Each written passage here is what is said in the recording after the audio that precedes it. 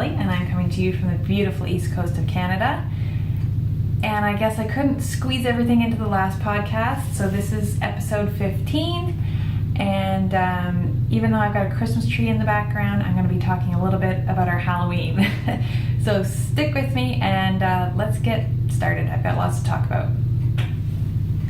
So what I didn't get to tell you in the last podcast, we had Halloween and we had T's birthday, both of which were inspired by Harry Potter. T is on the final book of Harry Potter. Actually, I should say the final book before the Cursed Child book. The interest is kind of waning a little bit. I think she's kind of almost Harry Pottered out. But at her birthday and for Halloween, it was completely all about Harry Potter. T went as Hermione for Halloween, and because Wee Smiler was totally infatuated with owls, I decided to make him Hedwig for Halloween. So I made him this little costume out of felt. This is the little hat for his Hedwig. So he just wore it like that. This is from a blog called Neverland Nook. They actually had a Harry Potter inspired Halloween with their baby, and I took what I could from their costume and kind of made it a little bit my own. So this is the hat that he had that he did not want to wear on Halloween, but he did wear it for T's party to get pictures in, so you will see him wearing it shortly. And this is the Hedwig part of the costume. These are his feathers. Now again, this is just made out of felt. It comes in a big package. I think it's like a yard piece or something from Michael's. So I was able to use that whole white piece for everything, and then I just bought a smaller sheet of the gray and the red and the yellow so I could do the other parts of it. So basically he puts his arms in like this, and it just goes around his neck. And I added some ribbon on the back so he could tie it so it could stay open, because I knew if I made something that went over his head and was kind of restrictive to him that he wasn't likely going to wear it. So this was a better alternative for us, and then you can kind of see his little collar around there as well. So it does have some cheesy stains on it, because what baby doesn't want to eat cheesies on Halloween. So it is what it is, but it didn't take me long to make, and I was actually pretty proud of my sewing skills. I've come a long way since last year's Pink Panther costume. So you just kind of lay the first strip out and sew them in strips, and then add the next layer and sew that layer on and on and on and on. So it turned out really well. I was pretty happy with it, and he looked super cute in it. So not only did we have Hermione and Hedwig, I was Professor McGonagall, and we last minute threw something together for Moose, so he was Harry Potter as well. So not only were we able to wear those on Halloween when pretty much nobody saw us, we were able to wear it for her birthday party. So her birthday party was Harry Potter inspired. We just had it here at the house. So I made a lot of different Harry Potter things throughout. Not that any of the kids noticed, except for one of her friends who's very detail orientated, and she kind of was looking to see how things were made, so that was pretty cool. But we had I had a plain shower curtain, which I stamped with a sponge in a brick color, and we made platform 9 3/4. I hung it on the front of the door and cut it up the middle so they could just walk right through. What else did we have? I had floating candles hanging from the ceiling that we made out of toilet paper rolls.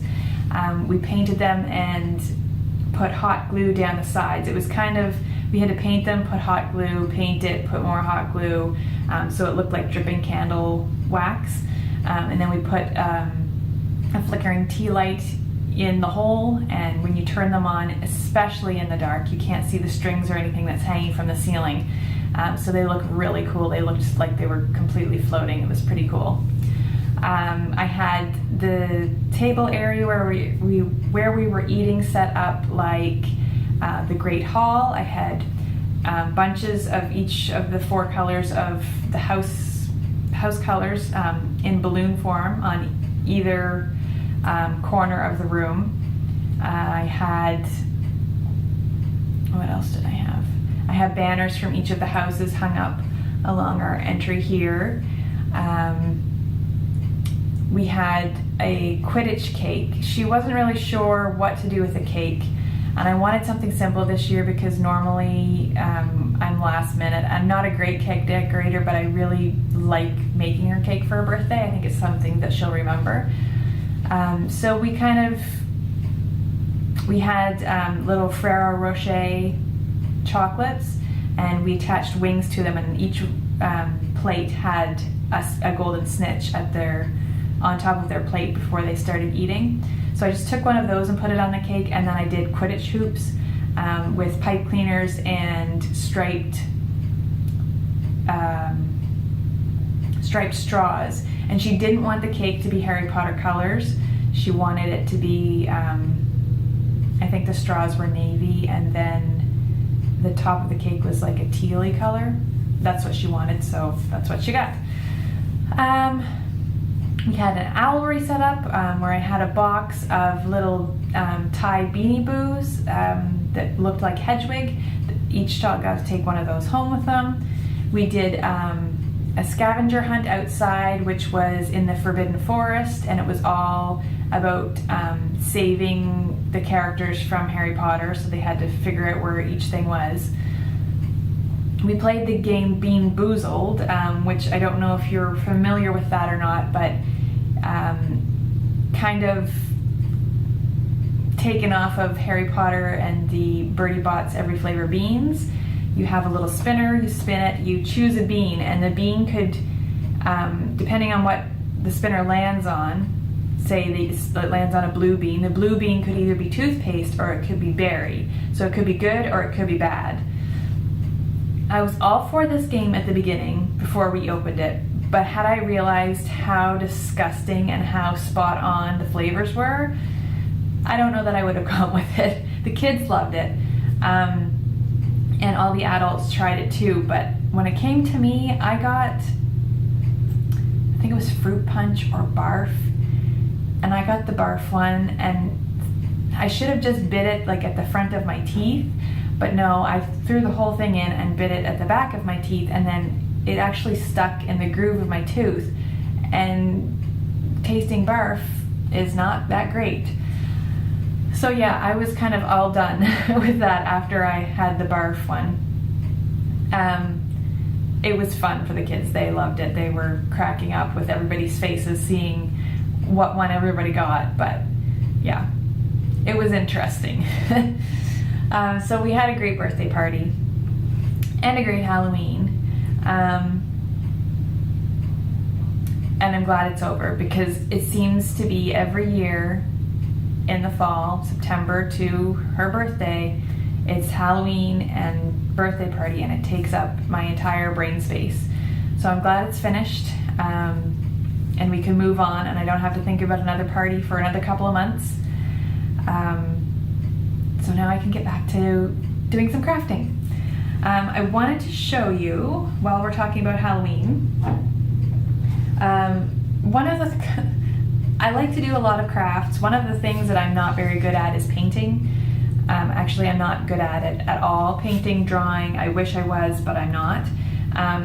So this is actually a painting that was done, I would say by a friend, but it is my brother-in-law's sister-in-law, if you can wrap your head around that. She had this painting set up.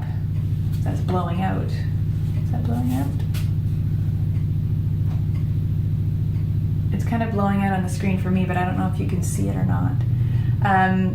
So she had this painting done up, and I really loved it, and I asked her if she could make me one. And she said, well, do you like the colors that you have right now? And I said, yes, I absolutely do. So she said, well, you can just have that one. So I bought this one from her, and then I asked her if she could make me not a Christmassy one, but almost like a wintry one that I could keep up during the winter, and it wasn't Christmas specific. So she made me this one over here that you can kind of see. just got it from her yesterday, the day before yesterday. So this is the little chickadee, the berries, super cute. And so this is the little easel that I got that I can just switch them out really easily. And it just sits on my table here in the dining room. So I'm super happy with those, and I'm already plotting another one. I'm thinking maybe pine trees or something next time, but something that I can keep up in the summer too. So not necessarily a wintry scene, but just pine trees, just something plain. So we'll see what she does, but I love that little chickadee, so cute. And I love the color too, the gray and the red, it's just perfect.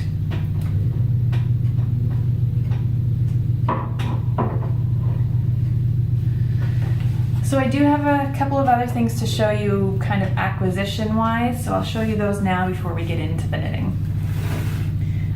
Recently I won, very often I win things, but Crafternoon Treats podcast, Catherine, she had a 5,000 subscriber giveaway. Oh, I wish! And I actually won some of her little stitch markers. So I'll show you her card. It's Crafternoon Treats. Gosh, I hope you can see these because I really can't see anything on the screen. It just looks like a blob. And so she's out of England.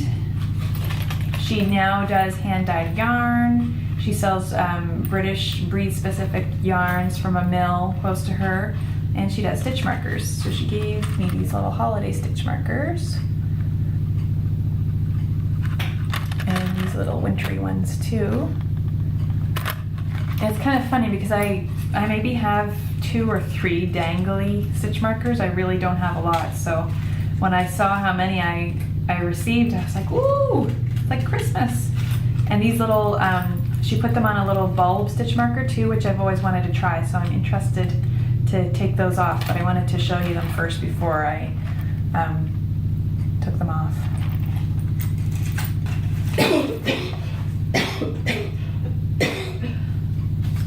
She also included, with the stitch markers, some tea, and it's Yorkshire Gold, and she did send 2 of these, and I've already devoured one of them.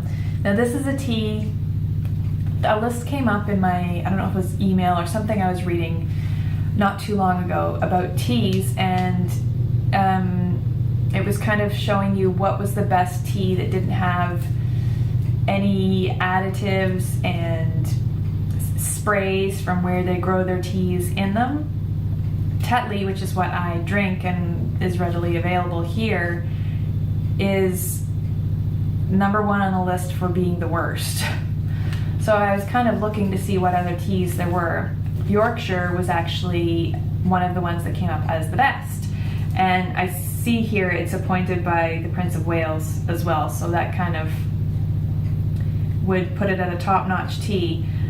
So this is Yorkshire Gold. I know I kind of drink decaf most of the time now, so you can get this in a decaf as well. And I can order this on Amazon. I just didn't want to order a whole box if I wasn't going to like it at all. So this is a great way to try it. It's definitely different. Everything over here for tea seems to be orange pekoe, and that's not what I'm used to because in Ireland they kind of have breakfast blends and English breakfast, that type of thing. But everything here is orange pekoe. So yeah, I was interested to try this. Tea is definitely an acquired taste, and I think I could grow to like it. It's definitely different than the flavor I'm used to. But yeah, I was pleasantly surprised to get this to try it out, so I can't wait to have this one too. So thank you, Catherine. Another thing, one of the things that I got for T's birthday, I ordered from Loeb's. These are handmade studs. They're made in Alberta, Canada. And the cool thing about this is actually, she has an Etsy shop. I'll show you her logo here. Now, her, the maker, Janet Lee, is actually from the same town that I grew up in here in Canada, and she has moved west since. So it was kind of cool to be able to support her. She graduated with my brother, so and I was able to purchase, okay, these ones were mine. I bought some for T for her birthday, but then I snuck in a pair for me too. So I don't know if you can tell by the screen, they have glitter in them. They're made with resin and polymer clay. And these are the small size. They come in 3 different sizes, so they're small, tiny, and large. And sometimes there's extra large depending on the type that you can get. These are the round ones. You can get them in a square. And I think she's starting to do longer ones as well. So these ones are called Unicorn Glitter, and she loves them, which I'm very glad. I figured she would love them. So they've got different colors of glitter in them. Now these are the tiny, and I'll just show you the difference. The small versus the tiny. And actually I did get her another pair, which you'll see the holes there for, but I'm wearing them. These are the mint color. Now she likes this color in clothes, which is why I bought it for her. But she wasn't set on them for earrings, so I said that's fine. I'll wear them because we can always share them. And I let her pick out a pair that she liked from the site because I actually ordered some for my niece for Christmas. So I got the little ones, and you know what? I really like the tiny ones. These, I don't know, I find the small ones a little bit too chunky, and these ones, they're just perfect for me. I'm used to wearing hoops all the time, and I've worn hoops for years, so it was kind of a culture shock to put these in to begin with anyway, but I really like the small version. So I might have ordered, I ordered some for my niece, I ordered another pair for T, and I might have ordered another pair for myself. So you might be seeing some more Lobes around. So Lobes Handmade Studs on Etsy. Go check her out and tell her I sent you. And I'll be sure to show you the other kinds when they do arrive.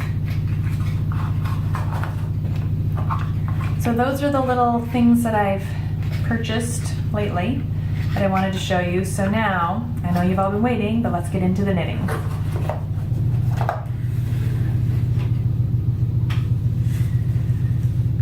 So with my crafting lately, especially with knitting lately, I feel like I have a lot of whips hanging around, and I just feel like I'm not getting through any of them. So I've kind of decided that I'm concentrating on one thing at a time, and I'm just going to work at it until it's done and move on, and work at the next thing until it's done and move on. So I did get a pair of finished socks for you this week. I'm not quite sure if I actually showed these to you on the podcast before or not. This is a ball of this is Stray Cat yarns, and this is the colorway Frank. If I didn't already talk about this, I'm going to tell you now, and if I already did, I'm sorry for repeating myself. In the summer, she does a giveaway once she does a new colorway, so she'll post the ball on Instagram. All you have to do is comment, and then one lucky winner wins the ball. But she has so many followers that you really never think you're ever going to win, and it was just by coincidence one morning I woke up and I was like, and she sent me an email saying that I had won, which was wonderful. I have another ball of her yarn that I've bought before that I still haven't used yet, but after knitting these, I think I'm going to be knitting them pretty soon. So yes, this was in the summertime one of her newest colorways called Frank, and these are the socks that I got out of it. Normally I would do a different cuff, toe, and heel, and I was kicking myself for not buying a complimentary color ball from her and getting her to throw it in with it before it left. But this worked out well anyway. So it's actually a 1x1 rib, which I don't usually do on socks, and for some reason I knit them like that. I got down to the heel and I was actually going to rip the entire sock out because I wasn't pleased with this. But I left them for a while and I came back to them, and then I just decided, you know what? I'm not going to care once these are finished if this is 1x1 ribbing or 2x2 ribbing or 3x3 ribbing. So I'm just going to knit the socks. So top down, heel flap and gusset.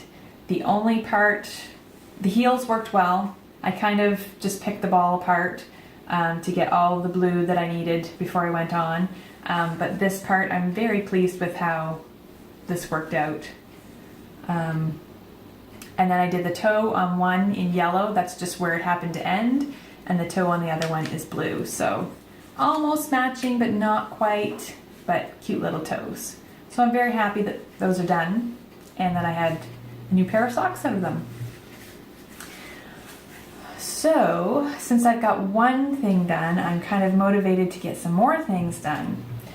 So I actually just pulled this out today. It's the Spritz Stripe sweater by Carol Feller that I had started in the summer. And I wasn't initially going to work on this because I really can't wear it right now. But it's such a smooth, easy knit.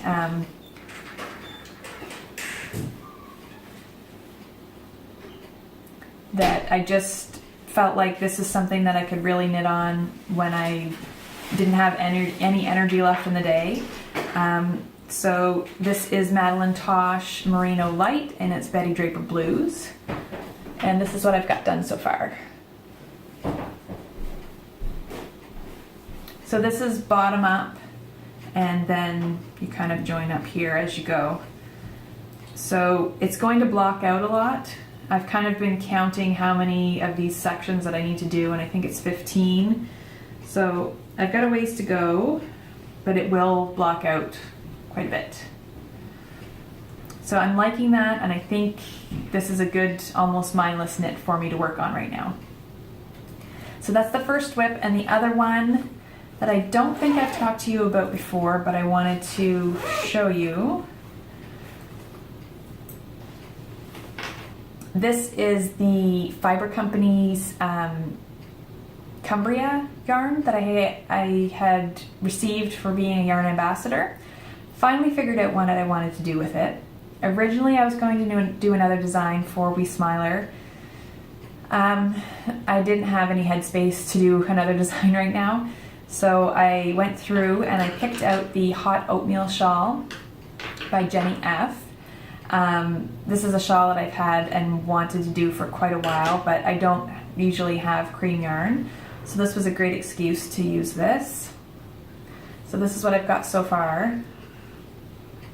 It's knitting up beautifully, and I think I'm gonna love this. I have a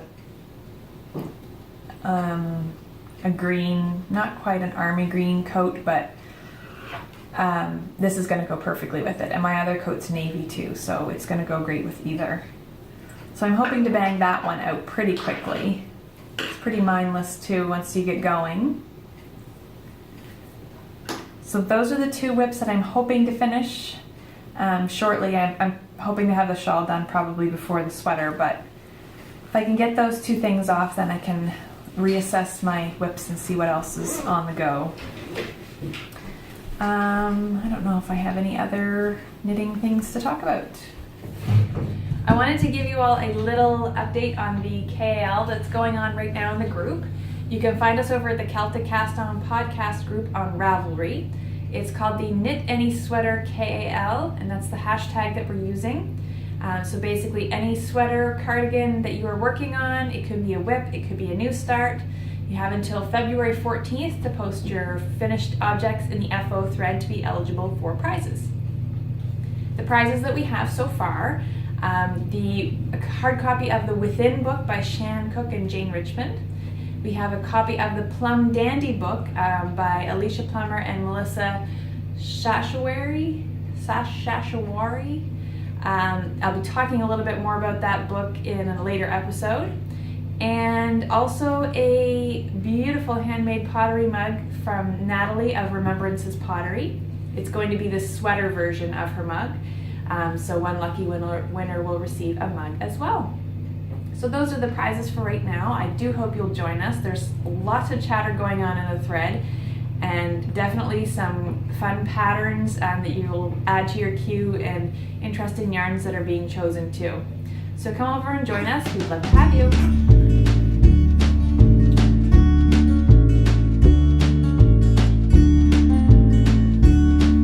So I have finished this week for cross stitch that I wanted to show you. I don't know if any of you have heard of floss tube, but I came across it. I was on Instagram and somebody had hashtagged their cross stitch picture as floss tube. And I was like, oh, I wonder what that is. I clicked on it and it took me down a whole new rabbit hole. There are actually YouTube channels for cross stitchers, basically kind of like a podcast, and they show you what they're working on and what they finished. And so I've kind of been down the floss tube hole lately, and it actually spurred me on to finish some of my stitching projects that I've had languishing for a while. So this is the first one I'm going to show you.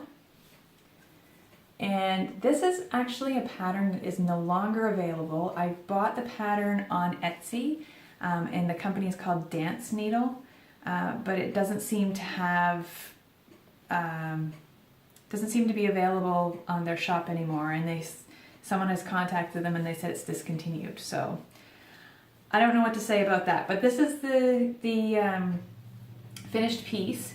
It's on a piece of Belfast linen, and inside here was actually supposed to be white, but when I had got this far, I actually stopped and asked T, because it's for her. I said, do you want white in here, or do you like it the way it is? Because I kind of did, and she said yes, that she liked it the way it was, so I was kind of happy that I didn't have to do all the white stitching inside here. And then I just got a canvas from the dollar store. It's an unusual sized canvas. I think it was a 6 by 12. So I just wrapped it around, stapled it at the back with Moose's staple gun, and now she has the little birdies ready to hang up in her room. I think she actually might just set it on top of her dresser. I'm not sure what she's going to do with it yet, but she loves it, so I'm glad that I actually took the time to finish it for her while she's still young enough to enjoy it.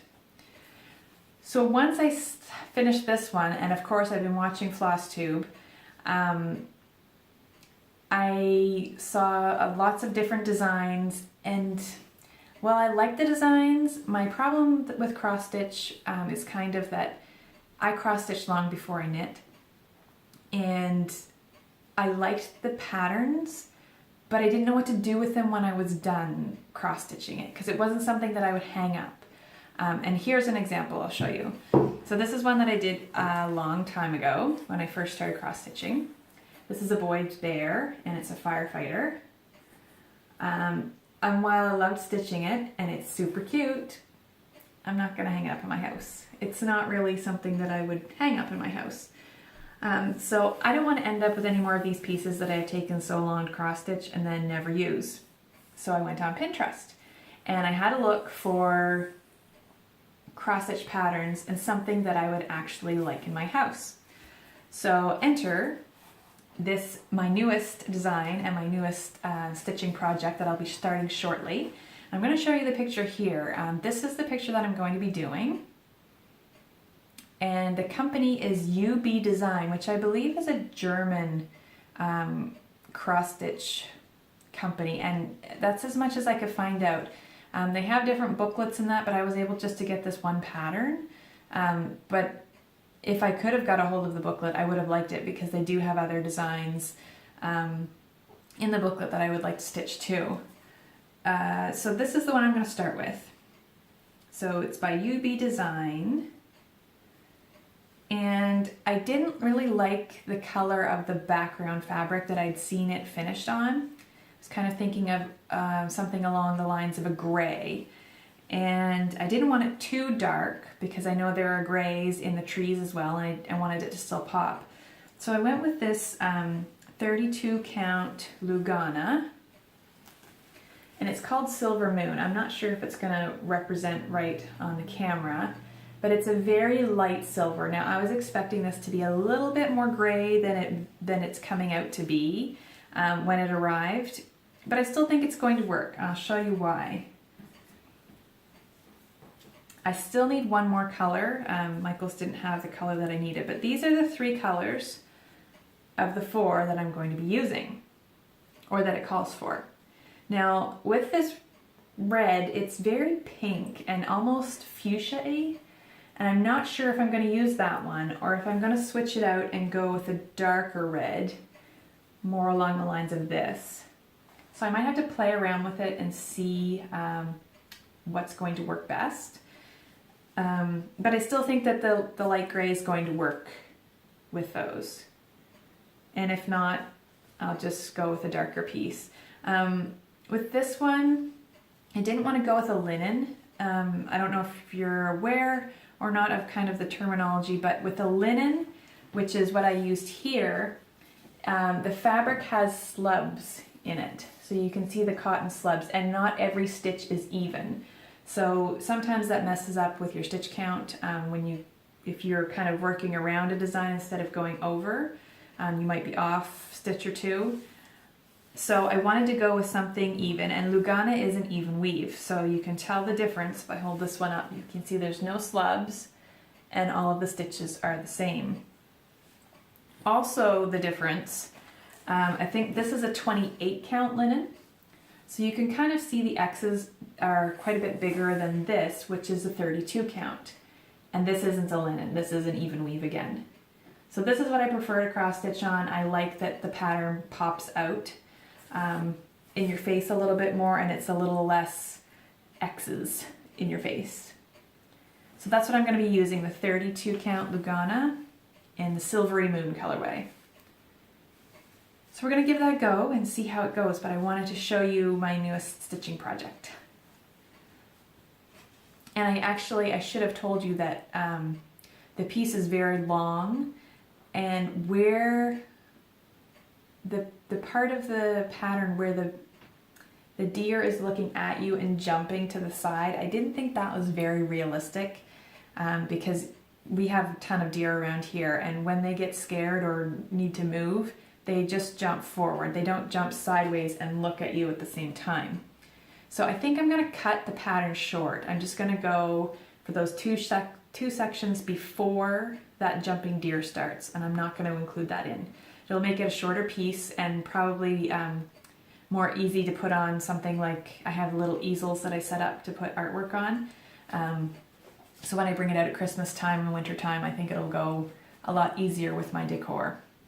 So that's the plan for now, my first cross stitch pattern in a while. I still have another one to finish up, but we're not going to worry about that one right now. I think I can bang this one out pretty quick. There's not a lot of stitching in it. A lot of it is the background fabric, so I'm hoping to get it done by Christmas. Fingers crossed. So if you're stitching or new to stitching, if you have any stitching questions, or if you want to show me what you're working on, I would love to see it. You can pop on over to the group, or you can leave a comment below, and I would love to check out what you're working on. So that's all I have for this week. Thanks so much for joining me, and we'll see you next time. Bye! Bye!